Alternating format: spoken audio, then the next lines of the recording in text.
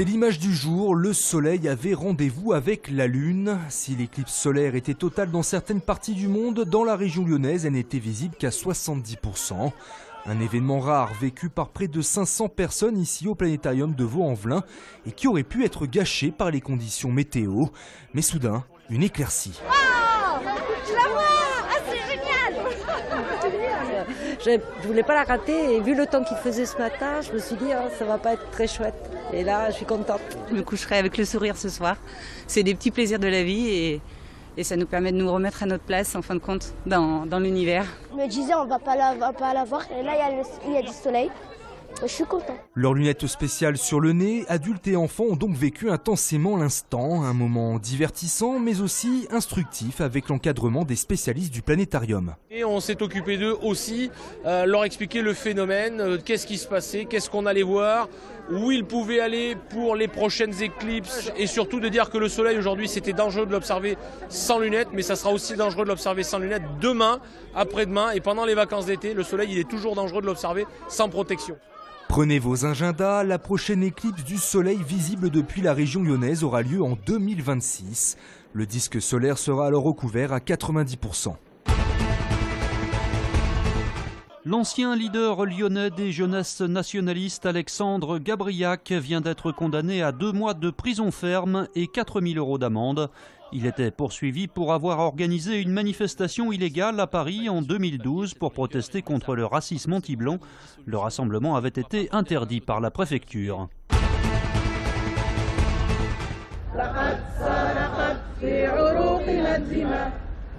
L'hymne national tunisien en hommage aux victimes. 300 personnes se sont rassemblées hier soir devant l'ambassade de Tunis en soutien au peuple tunisien suite à l'attaque du musée Bardo. Après la douleur et l'incompréhension, chacun était là pour dire non à la barbarie. Non, non à la barbarie, non au terrorisme, non à la peur, on n'a pas peur.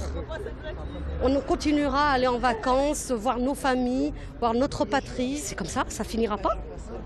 Ils n'auront pas gagné. C'est dire non, d'accord, et on va continuer. La Tunisie va continuer sa bataille, elle va continuer justement ce qu'elle a fait. C'est magnifique ce qu'elle a fait depuis la Révolution. Et je pense que bravo, chapeau, parce que c'est l'un des pays dans le Maghreb justement qui continue justement à se battre contre ces hommes. On est là, debout, et qu'on continuera. Vive la Tunisie. De nombreux élus de la région et du département étaient présents lors de ce rassemblement. Des gerbes ont été déposées au pied de l'ambassade en hommage aux victimes. Tous souhaitaient exprimer leur solidarité. On vient de vivre une tragédie comme hélas on en avait vécu une en France au début de l'année. Et donc l'on comprend aujourd'hui quelle est l'émotion du peuple tunisien. C'est l'horreur absolue, c'est une lutte contre la barbarie qui doit réunir chacune et chacun d'entre nous.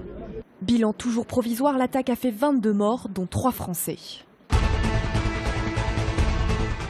On vote dimanche, mais attention, pas de partout. Seuls les 314 940 électeurs habitant le Nouveau-Rhône sont concernés par cette élection départementale. Les bureaux de vote seront ouverts de 8h à 18h. On votera aussi à Vénissieux pour le premier tour de l'élection municipale. Là, les bureaux fermeront à 19h. En revanche, pas besoin de vous déplacer si vous habitez en métropole. Les 165 conseillers avaient été élus par anticipation lors des municipales 2014.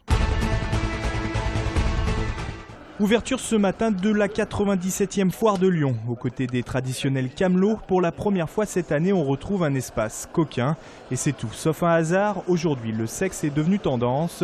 Objets de toutes sortes, masques, lingerie sexy ne sont plus réservés à une clientèle d'initiés. Ça se démocratise de plus en plus et justement de ne pas avoir un magasin caché dans un coin de rue un petit peu glauque, ça permet d'avoir monsieur et madame tout le monde parce qu'en fin de compte c'est pas réservé à une clientèle particulière, c'est vraiment pour tout le monde. Le succès du livre puis du film 50 nuances de grès n'est pas étranger à tout ça. Les produits dérivés se vendent d'ailleurs comme des petits pains. Une petite plume de caresse. Donc là l'idée c'est par exemple on bande les yeux de madame et on lui laisse découvrir un petit peu les sensations en se concentrant plus sur ce qu'on ressent et pas sur l'appréhension de ce qu'on va ressentir. Bonjour, vous êtes très intéressé là, pourquoi vous êtes venu dans cet espace coquin? Alors c'est une excellente question, on passait devant, on a dit on va voir ce que ça donne. Et du coup qu'est-ce que ça donne? On arrive juste. Bien sûr, certains sont encore réticents, comme le constate Anouchka, qui commercialise des masques érotiques. C'est un peu de tout mélangé, du coup soit ils sont curieux, du coup ils osent essayer ou pas. Donc après, mais là ils osent pas trop donc... L'espace coquin est réservé aux plus de 16 ans. La foire de Lyon se tient jusqu'au 30 mars. Le visiteur est assez qualifié. Donc c'est-à-dire que quand il vient au salon, il a quelque chose, il cherche quelque chose, il a envie de quelque chose, une destination ou tout simplement un trek ou une balade. Le salon du randonneur à pied, à cheval ou à vélo, c'est ce week-end à Lyon à la Cité internationale. La Bretagne et Rhône-Alpes-Auvergne sont largement représentés, mais il y a aussi des idées d'itinéraires plus lointains. Alors le salon cette année réunit pour la première fois des exposants qui viennent de l'étranger. Donc nous avons le Piémont qui est présent, nous avons Tenerife et nous avons aussi le Maroc qui sera présent sur l'édition, c'est cette 9e édition.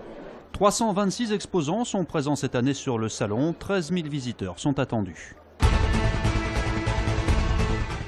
Bonne nouvelle pour les amateurs de sport, la France désignée pays organisateur du Mondial féminin 2019. Lyon sera gâté puisque le match d'ouverture et surtout la finale se disputeront dans le grand stade de Dessines.